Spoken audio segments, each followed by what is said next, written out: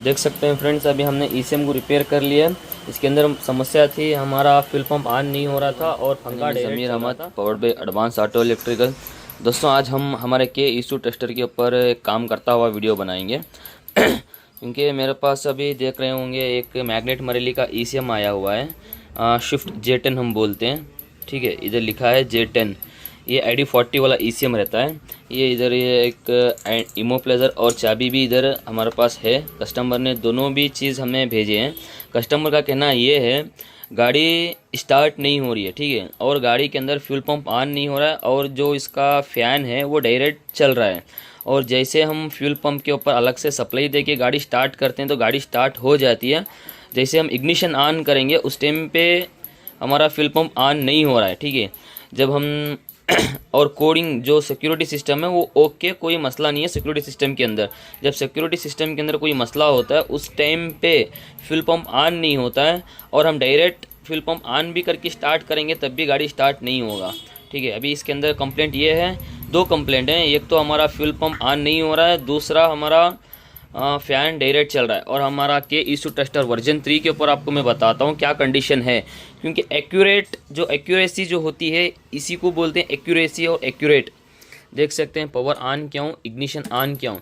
जैसे हमारे कस्टमर हमें बता रहे थे फ्यूल पंप ऑन नहीं हो रहा है और इसका जो फ़ैन है वो डायरेक्ट चल रहा है, ठीक है। हमने देखे मशीन के ऊपर तो भी इसी के अंदर भी डायरेक्ट चल रहा है। तो इसका मतलब ये एक्यूरेट जो वर्ड होता है एक्यूरेट इसी को बोलते हैं। जो गाड़ी के अंदर मसला है वही मसला इसके अंदर भी दिखा रहा है और फ्यूल पंप ऑन नहीं हो रहा है। अभी जैसे मैं गाड़ी को क्रैंकिंग करता हूँ, इंजेक्टर पे तो पल्स आ गया है, इंजेक्टर तो गाड़ी स्टार्ट हो गई है, फिर भी फ्यूल पंप ऑन नहीं हो रहा है, ठीक है। और फ़ैन डायरेक्ट चल ही रहा है। अभी हम इसको ईसीएम के अंदर मसला है, ईसीएम को हम रिपेयर करेंगे। रिपेयर करने के बाद दिखाएंगे आपको मशीन के ऊपर क्या कंडीशन है, क्या कंडीशन नहीं है। और मैं एक बार स्कैनिंग तो चलो इधर तो अपने को मालूम ही पड़ गया है, ठीक है। अभी मैं बंद करता हूँ, ईसीएम को खोलता हूँ। ईसीएम को रिपेयर कर लिया। इसके अंदर समस्या थी, हमारा फ्यूल पंप ऑन नहीं हो रहा था और पंखा डायरेक्ट चल रहा था। अभी देख सकते हैं पावर ऑन किया हूँ, इग्निशन पावर ऑन है, इग्निशन ऑन है, फ्यूल पंप मेरा परफेक्ट चालू हो चुका है। अभी मैं गाड़ी को करूँगा स्टार्ट। मेरा RPM उठाया और मेरे इंजेक्टर भी प्रॉपर फायर हो रहे हैं। और देख सकते हैं कोई हमारा पंखा डायरेक्ट नहीं है। और मैं टेम्परेचर को थोड़ा बढ़ाता हूँ। देख सकते हैं मेरा टेम्परेचर फ़ैन 1 भी ऑन हो चुका है और टेम्परेचर को थोड़ा कम कर देता हूँ, ऑटोमेटिक फ़ैन भी हाफ हो जाएगा। और टेम्परेचर को बढ़ाऊँगा और फ़ैन भी ऑन हो रहा है और पंखा भी परफेक्ट चल रहा है। फ्यूल पंप भी मेरा ऑन है। अभी क्रैंकिंग को बंद करता हूँ।